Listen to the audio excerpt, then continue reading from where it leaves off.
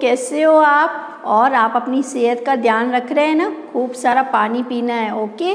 गला खुश्क हो तो भी बहुत सारा पानी पीना है, ठीक है। और इससे आपकी सेहत भी ठीक रहेगी, ओके। तो आपको याद आया क्या है हमारा पार्ट? जी हाँ, पानी। तो हमने 3 to 4 parts we have done, okay, and we have gone with the explanation, we have gone with the reading practice also. And what is the topic of the day? Yes, it's worksheet reading.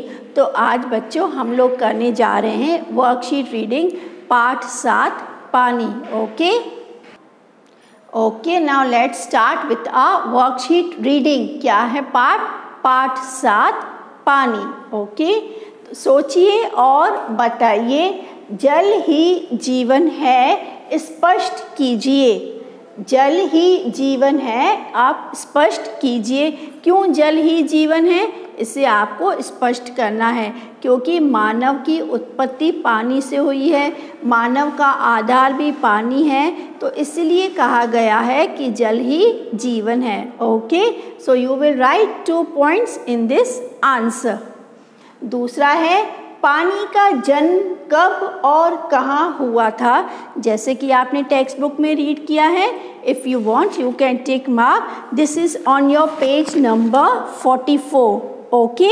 Let's read out. पानी का जन्म अरबों वर्ष पहले हुआ है। पानी का जन्म अरबों वर्ष पहले इस पृथ्वी पर हुआ है, क्लियर। थर्ड इज, यह पत्र किसने किसको लिखा? यह पत्र किसने किसको लिखा? बताइए। यह पत्र पृथ्वी ने मानव को लिखा, ओके। इसके बाद है, मानव के लिए पानी का कौन सा रूप उपयोगी है? मानव के लिए पानी का कौन सा रूप उपयोगी है? मानव के लिए शुद्ध और स्वच्छ रूप ही पानी का उपयोगी है। मानव के लिए शुद्ध, स्वच्छ, साफ पानी का रूप ही उपयोगी है। फिर आता है, इस पाठ से आपको क्या सीख मिलती है? इस पाठ से बच्चों आपने क्या सीखा? कि ज़्यादा से ज़्यादा दुरुपयोग करना चाहिए कि नहीं करना चाहिए? ज़्यादा से ज़्यादा पानी हमको सेव करना है, उसका सदुपयोग करना है, हमें वाटर वेस्ट नहीं करना है, ठीक है। तो इन बातों को देखते ही हमने सुना और समझा कि जल ही जीवन है, ओके। तो इस पार्ट से आपको क्या सीख मिलती है? आप चाहें तो टिक कर सकते हैं। This is answer on page number 45। पानी की कीमत को समझना है। पानी की कीमत को समझे और उसे बेकार में न बहाएं, ओके। बहुत सारे के घर के काम करते वक्त, ब्रश करते वक्त आप पानी खुला छोड़ देते हैं, टैप खुला छोड़ देते हैं, तो इसे बेकार में न जाने दें। तो पानी की कीमत को समझें और उसे बेकार में न बहाएं, ओके। इसके बाद कोष्ठक में दिए गए क्रिया शब्दों के सही रूप से खाली जगह भरिए। कोष्ठक में दिए गए क्रिया शब्दों के सही रूप से खाली जगह भरिए। If you want this also you can take on your page number 47, okay.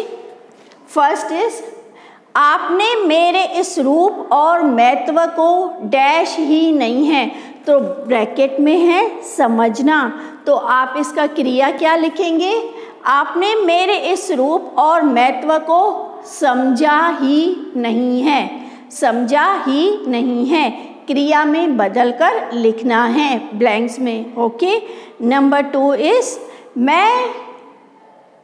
आपने मेरी मांग दिन प्रतिदिन डैश जा रही है। मेरी मांग दिन प्रतिदिन डैश जा रही है, बढ़ना। तो आप क्या लिखेंगे? बढ़ती जा रही है, क्लियर। थर्ड इज, आपके शरीर तथा खाद्य पदार्थों में मेरा अंश ही डैश है।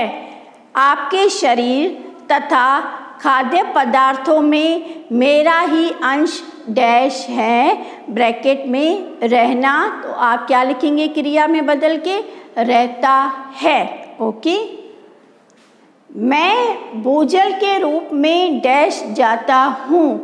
This is number 2 on your book, page number 47।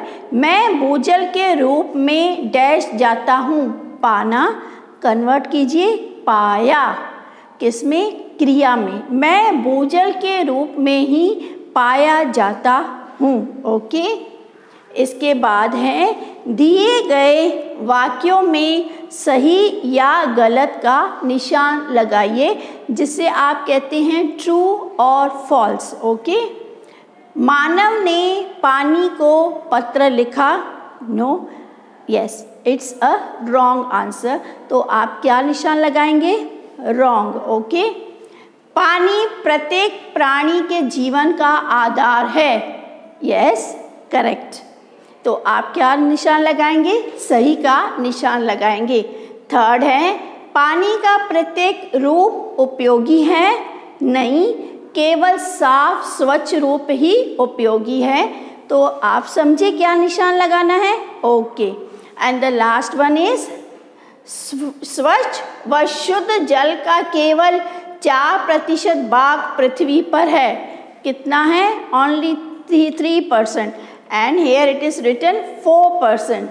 स्वच्छ व शुद्ध जल का केवल 4% भाग पृथ्वी पर है, तो आप समझे यहाँ पर आपको क्या करना है। Okay, so this was your chapter based worksheet from 7 पानी। ओके, सबसे पहले प्रश्न उत्तर, फिर व्याकरण भाग, जो कि आपको अपनी नोटबुक में करना है, और कोई प्रॉब्लम हो तो आप मुझे कॉल कर सकते हैं, and soon I will be sending you all the textual answer in teams. Okay, तो हंसते हुए, मुस्कुराते हुए, अपनी सेहत का ध्यान रखते हुए, नमस्कार बच्चों।